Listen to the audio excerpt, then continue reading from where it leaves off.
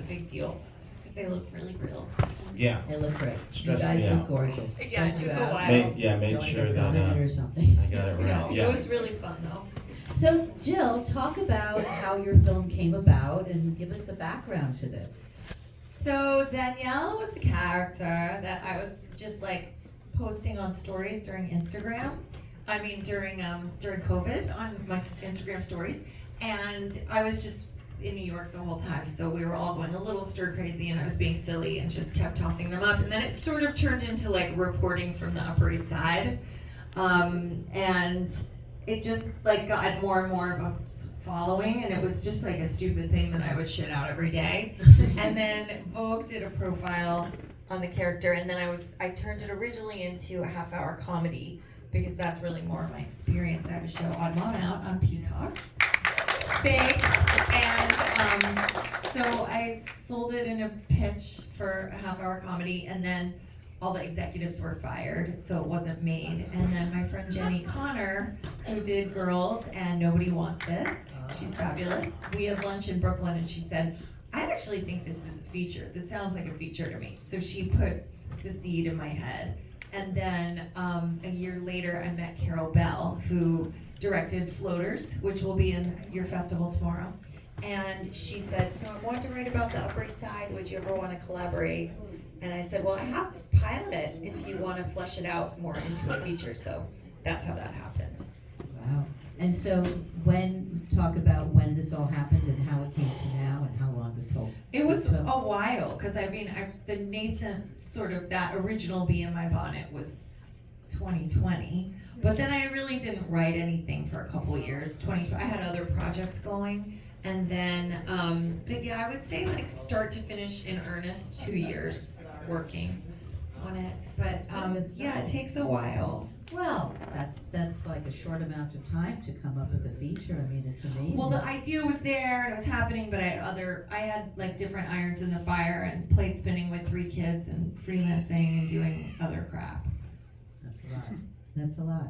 So tell me about how this guy came into This it. guy He's is our only Angelino in the movie. I really wanted originally local hires. Yes. Yeah. One of your fabulous films. Give a round of applause for your own. Your own.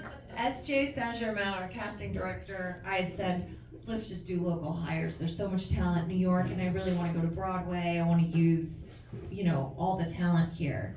But we fell in love with Eugene, and we saw Israel. I'm like, this is our guy. He's amazing. So he's the only person that moved to New York for this. Yeah, so I came to New York, put on some high heels, put on a little skirt, a bunch of fishnet t-shirts, and walked a bunch of dogs for a couple of weeks, and it was a blast. It was so fun. Do you have dogs in real life? Because you're a natural. I have. Whereas I am not. I have a dog, and she trained me for this very job. It's one of my special skills. It's at the bottom of my resume. It says dog walker of 1.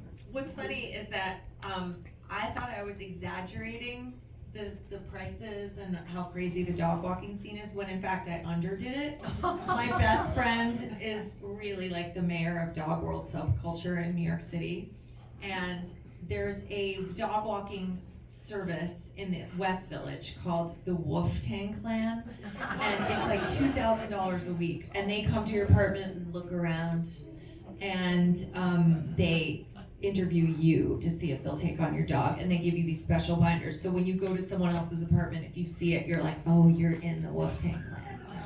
It's real. I should have applied in character. Yeah, totally. I'd still have a job over there. But it's crazy. These people are like VVVIPs, and they're really like scooping logs. It's bizarre. But I think here in LA, wasn't like Lady Gaga's dog walker, like the dog was dog napped or something? Yeah, so there's gotta be like a top tier level dog walker here too, I'm sure.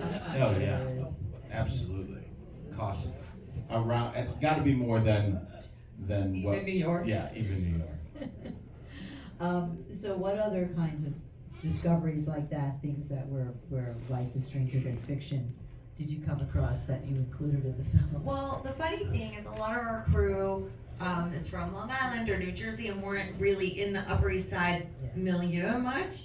And everything we filmed wound up happening on the streets while we were filming it. Oh, absolutely. All the time. We would see rhinoplasty patients with gauze on their schnoz. We saw little Aryan Nation Buckley boys with like the toe heads going.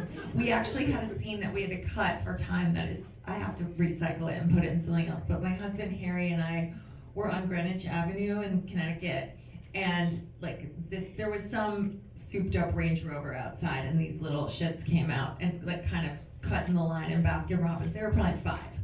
And this kid gets his ice cream goes, put it on S13, like thinking it was a country club shit. And just like walks back out. It was the funniest shit. But yeah, you can't make a lot of this stuff up. I mean, there's just a lot of silly New York sightings, and just we would be shooting the nanny scene with 4 nannies pushing 4 $1,500 strollers with little blonde babies, and then we would see like 4 nannies with the zip suits. It was exactly what we were filming in real time. Well, that's the thing. So New York is another character in the film. It's Upper East Side specifically. Yeah. It's its own world. But I think from what I wrote about with Odd Mom Out, this is sort of on steroids because the social media component brings this other echelon of flash and sort of projecting fabulosity, and it's not me, it's an ambassador of myself, and you have that, all the filters and the patina of perfection, and to me that seems exhausting. But I think a lot of people are very caught up in influencer culture and that voyeuristic element of peeking behind the brocade curtain and seeing the lifestyle of private jets and all of that geotagging Teterboro and all this. That's our private airport. But it's a lot of flash, which is not my values actually. And I don't know. We always say like when stuff is BFTJ, bad for the Jews. There's been some stuff on social media lately with momfluencers that is BFTJ, and you just feel like, oh my God, they're making a custom outfit for the Torah. But I feel like you have to laugh at it, and a lot of the comedians I idolized as a child were Black comedians who kind of held the funhouse mirror to their communities. Richard Pryor, Eddie Murphy, and so you can't help but see some of it. But I wanted to really kind of show my own. I hate the word journey; it's so cheesy, but like my own experience meeting some of these moms through my kids. Where I thought, this woman is not for me. She's covered in logos. She's name dropping. She's like way too flashy. And then I realized, you know what? They love their kids. They're such devoted mothers, and there's goodness there, and they have heart, and they care about charity. And I really softened to some of them. So I wanted to go the other way too, to look into the influencers, the dichotomy between what they're posting and then their real life and their potential loneliness, sadness, emptiness. That's very interesting. Did you grow up in Manhattan? Yes. Okay. So 51 years, born and raised, don't know how to drive. No stranger to Waymo. You have Waymos there?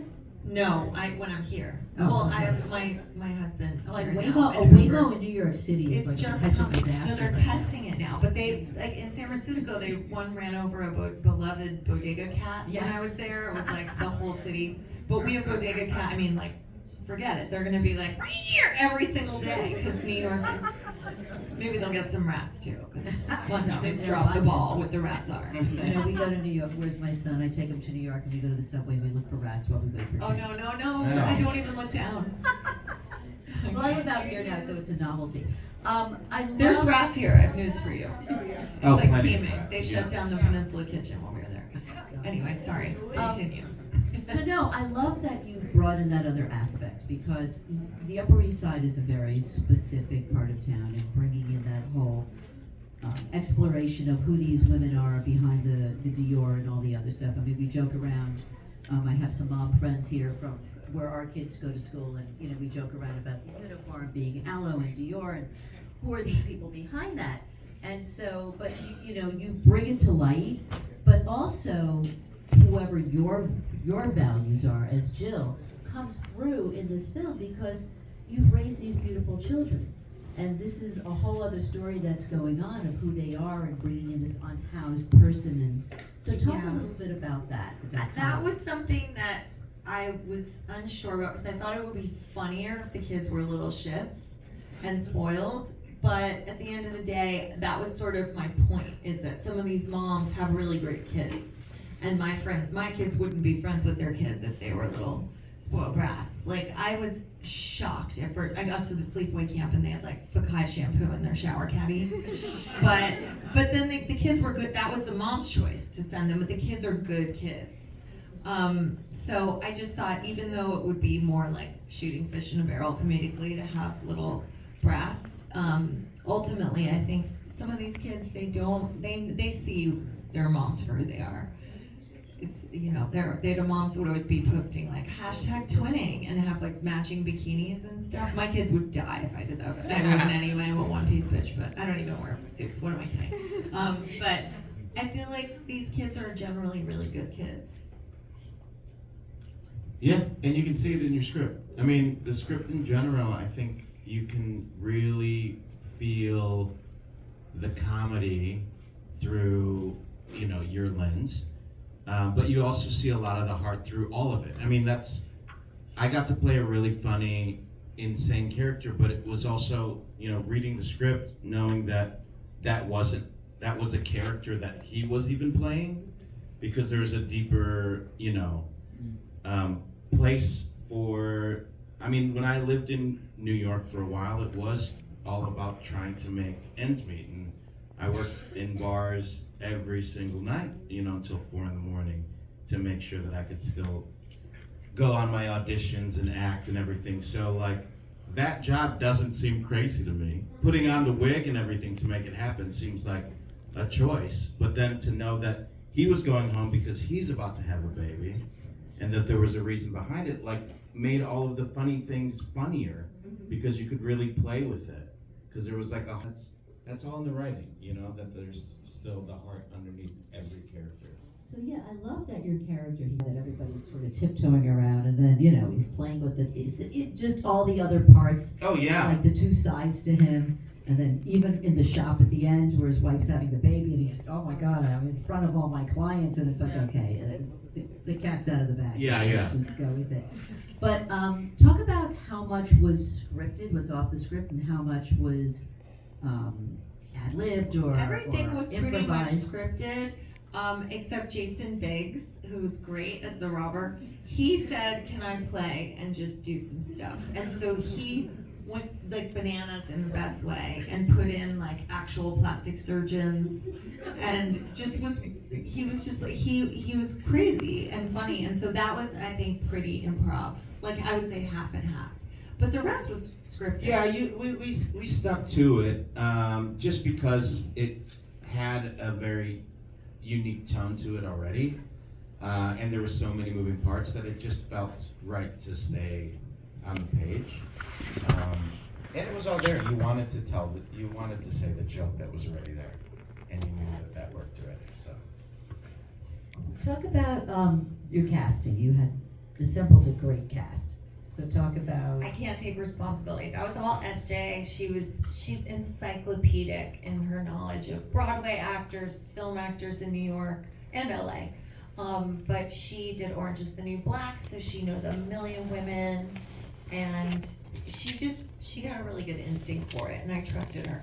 What's weird is that I didn't want to do any auditions. I hated auditioning in Odd Mom Out people. And I loved a chorus line. I grew up singing it, and I loved it. So I thought it might be interesting, and I did exactly 1/2 day. And I said, I don't like this. I'm stressed. I'm absorbing their anxiety about it. And I just told my showrunners, send me your top 3 choices, and I'll vote. So that's what happened. I never did another day after that for 3 years. And so same with this. It was all offer only, except for the kids. They were auditioned, but she sent me choices, and I just picked. Well, they were a great cast. And talk about all the cameos. So the cameos were all favors, which I get really cringed out about asking anyone anything.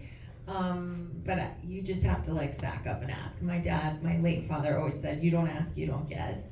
I don't know if as a woman it feels more I don't know, my husband's okay asking people things. I always just get embarrassed, but I figured they can always say no, and it's not that heavy a lift to do a couple hours. So they all, and weirdly they all said yes. The only people who couldn't do things were out of the country or had a scheduling conflict, but everyone said yes, which was really nice. It was fun. It was so much fun.